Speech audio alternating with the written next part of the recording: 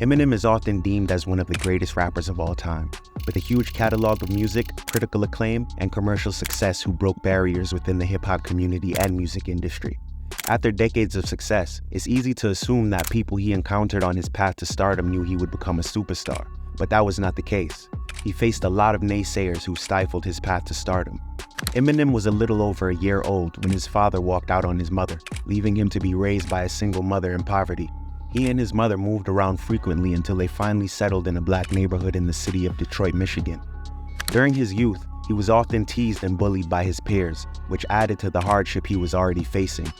His upbringing contributed to doubts that he would amount to much, as he did not have access to a stable home, finances, or opportunities that are often crucial for long-term success in life.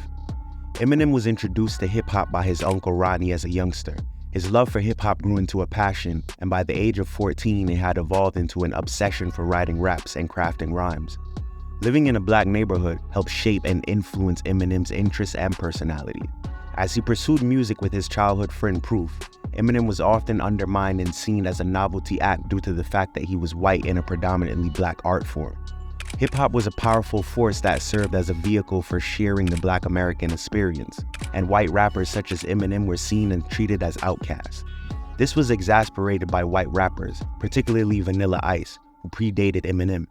In the early 1990s, Vanilla Ice became one of the most commercially successful rappers of his time, thanks to his hit single Ice Ice Baby. He was largely seen as inauthentic to the black American community, and as such was rejected as someone who was appropriating their culture. When Eminem started pursuing hip-hop, his race was a barrier to entry as many did not see past his skin color. At the age of 17, he dropped out of high school and took on various jobs as he continued to pursue a career as a rapper. In his early 20s, he dedicated himself to music when he wasn't working his day job, as he saw music as his way to success. He participated in various freestyle and rap battle competitions, but his pursuit seemed hopeless as he was often looked at as a good rapper with nothing that stood out. Many people did not believe in Eminem, as most believed that his friend Proof was the more likely of the two and among their extended circle as the one most likely to secure a record deal and achieve success.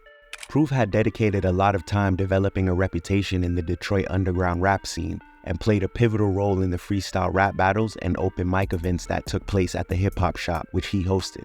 This made him well connected to a wide range of musicians and which provided him with more opportunities than Eminem.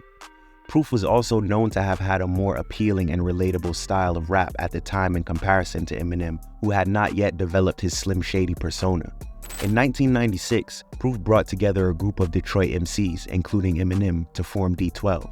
That same year, Eminem made his first big foray into the music industry when he recorded his debut studio album titled The Infinite, which was released by an independent record label called Web Entertainment.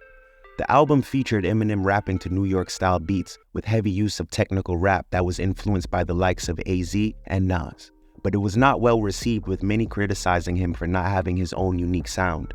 The album lacked commercial appeal, which resulted in its flop. However, Eminem kept working to break into the mainstream music industry and established a connection with a New Jersey rap group called The Outsiders, with whom he performed. He impressed many people as he performed at events like the Lyricist Lounge. He often used these opportunities to hand out his demo tape to industry professionals, hoping to secure a record deal, as was common practice at the time. One person he gave his tape to was Fat Joe. Later on in his journey, Eminem recalled that he had submitted his demo to Joe 6 times, but Joe never signed him. In a 2022 interview with Big Boy TV, Joe recalled that he used to receive so many demo tapes from people, making it difficult to listen to all of them. He also mentioned that he and Big Pun saw Eminem perform at a Lyricist Lounge event alongside The Outsiders, and both he and Pun were impressed. So I was in all these places, and I was trying to get myself in the game, and Eminem apparently was giving me his demo. So years later, we sat down, we had dinner. It was me, him, and B Real from Cypress Hills, and he was like, "Yo, Joe, I'm gonna tell you something." I was like, "What?" Like, "Yo, I gave you my demo like 6 times." I was like, "No!" M's frustration with his stagnating music career and various personal issues led him to attempt suicide, from which he survived. This frustration turned into anger, especially when people suggested he should switch to rock and roll due to his ethnicity. His anger began to reflect in his lyrics, leading him to adopt the Slim Shady persona. This shift resulted in more violent and explicit lyrics, culminating in the release of his first horrorcore project, the Slim Shady EP, in 1997. The EP included dark and graphic tracks like Just the Two of Us and Murder Murder. That same year, he participated in the second edition of the Scribble Jam Rap Olympics, in which he progressed to the finals, but ultimately lost to MC Juice. Despite this outcome, M's talent was recognized by many. It was also during the Scribble Jam that Eminem gave a copy of his Slim Shady EP to an intern at Interscope Records. The EP eventually made it to Dr. Dre, who sought out Eminem and signed him to Aftermath Entertainment. Although he had finally gotten a major record deal, there was considerable skepticism about the longevity of his career. People around Dre even questioned him, saying things like, "You know he's got blue eyes, he's a white kid." This skepticism was not without basis, given the track record of white rappers like Marky Mark, Everlast, and Milkbone. However, Dre dismissed these concerns, confident in Eminem's mic skills.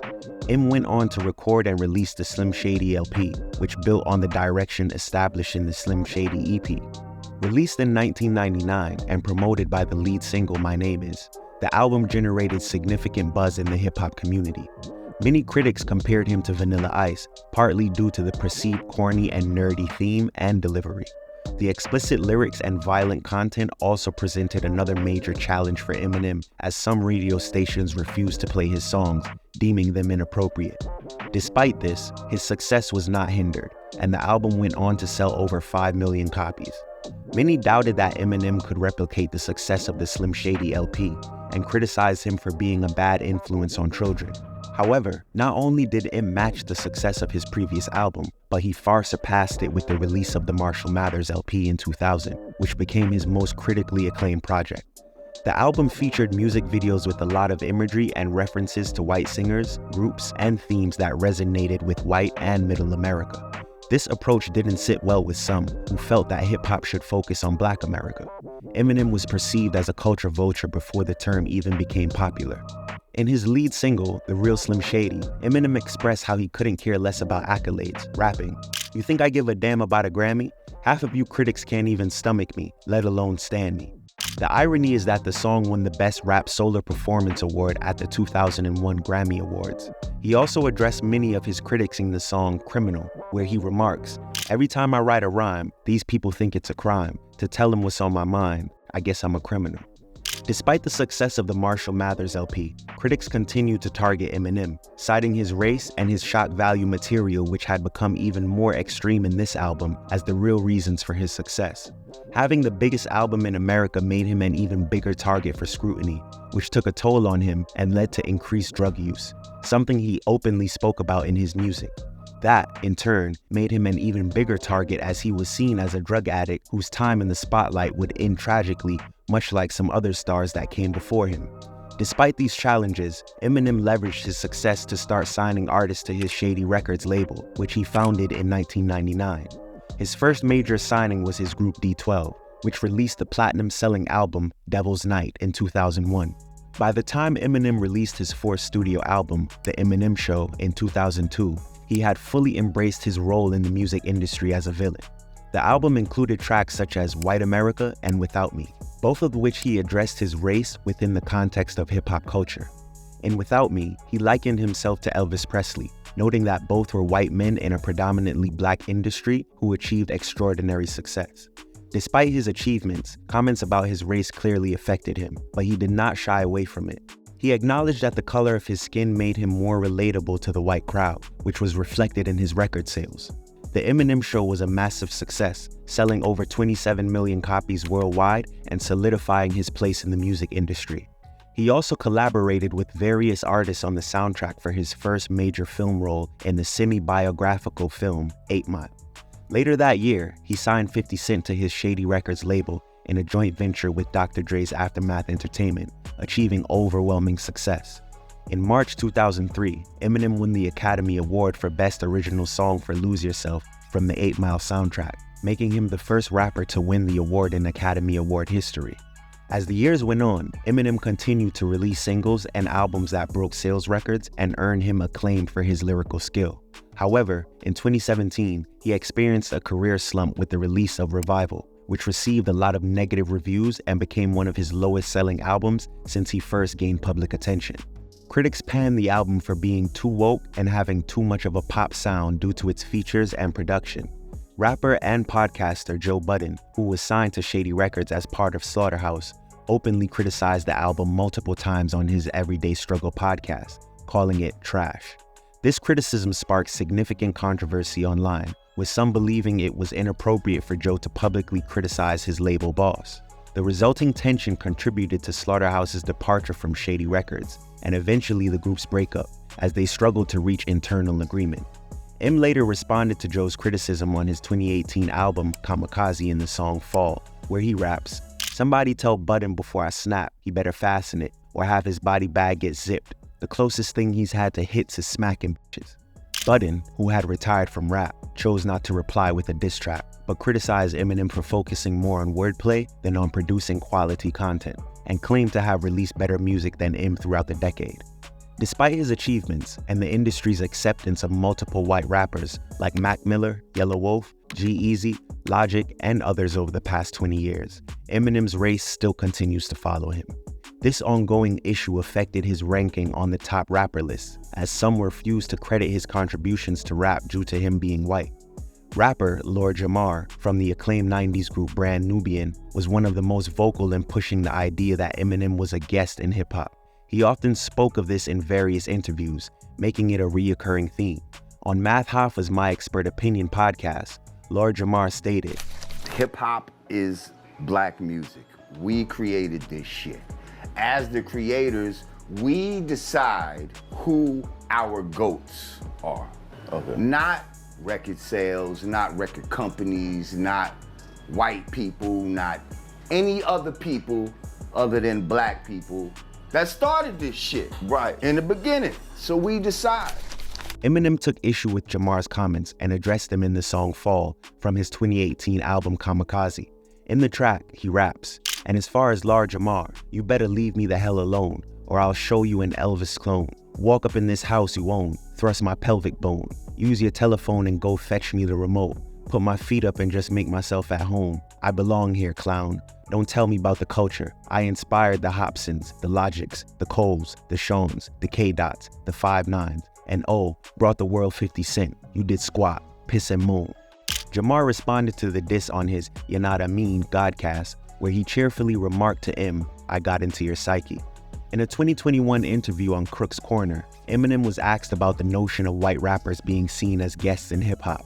M responded, "I never said I wasn't a guest. I'm absolutely a guest. Like, I never said I wasn't. Right. I never said I was king of anything."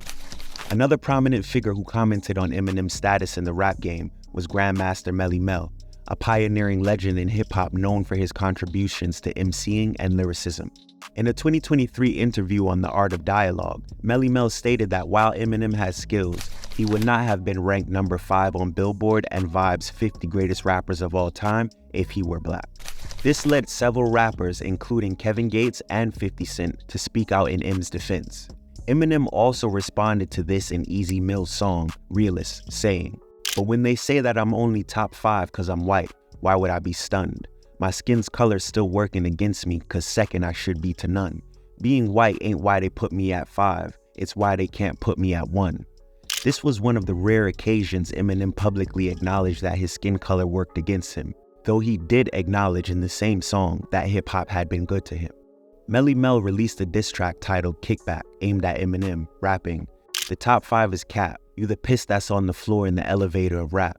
Why you ducking on the game when you shit on my name? Why they put Pee Wee Herman in the Hall of Fame?" However, the track wasn't well received, resulting in Melle Mel to later delete the track and issue an apology on social media stating, "Regrettably, my response fell short in its execution, and I accept full responsibility for the misjudgment. I acknowledge that my perspective was ill-conceived, and I'm prepared to take ownership of this oversight. It has become evident that Eminem's dedicated and passionate fan base stands unwaveringly by his side, which is a testament to their genuine admiration and loyalty, a truly commendable aspect." He also clarified that his criticism and diss track towards Eminem was not a reflection of his beliefs, but an attempt at creating a competitive engagement with a fellow MC. One of Eminem's contemporaries who criticized his status in hip-hop was The Game.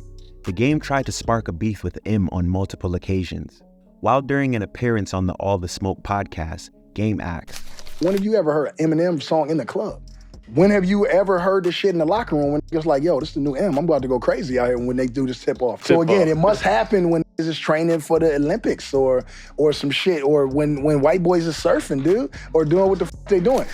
Eminem responded to this in the song Realist, rapping, "And that is the only retort, is I'm not played in the clubs, motherfucker. Put a cork in it. Only reason they still play your shit in clubs is cause you still performing them. I am a guest in this house, but I turn this bitch to a mansion."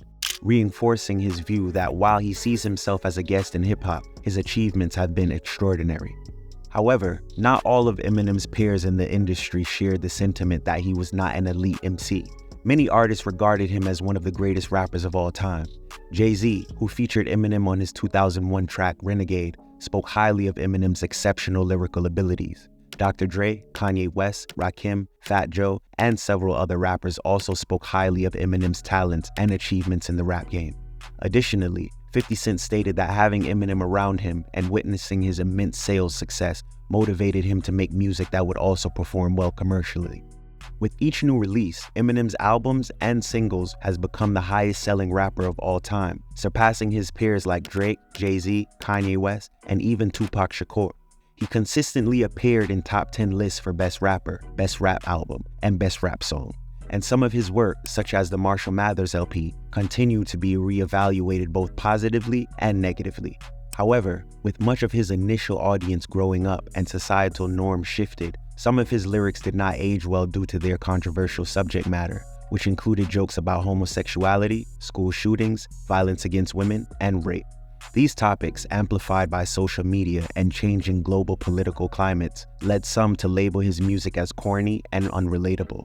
Despite this, Eminem remained undeterred and revisited some of these themes in his 2024 album, The Death of Slim Shady, albeit with a milder reaction than when the Slim Shady persona was first introduced. By then, audiences had come to expect shocking content from him. Many fans and media outlets praised him for returning to his Slim Shady roots, helping him reconnect with many of his initial fans from decades earlier. The album set numerous records, quickly becoming the highest-selling rap album of 2024 after its release. However, some critics call the album, and in particular his single Houdini, lazy and poor. This continued the trend of polarizing opinions that Eminem started when he first broke into the music industry and reignited debates about his status in the rap game. Renowned battle rapper A. Ward tweeted, "One thing I believe is not up for debate is, Eminem is the greatest rhymer ever." 50 Cent also posted, "Yo, Eminem shit is crazy. It takes me a while to understand the details on this one." Joe Budden mentioned that while he hadn't listened to the album, he noticed that Eminem was facing criticism for rapping too fast and lacking substance in his lyrics.